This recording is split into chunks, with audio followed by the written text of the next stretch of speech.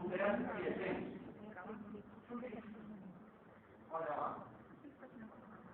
Quer que eu volte um pouco a explicação? Past perfect. Past passado do verbo ter. Perfect. Nós temos que ter o quê? O particípio passado do verbo tell. Se olharem na lista de verbos, o particípio passado é igual ao incompleto.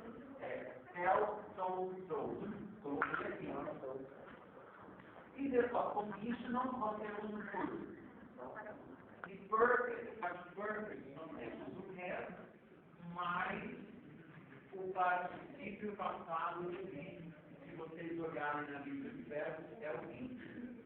Traduzindo, se você tivesse me dito a verdade, eu teria, ó, o uso da ideia dia. Teria o que, gente? Dito. Meu amigo Marcos.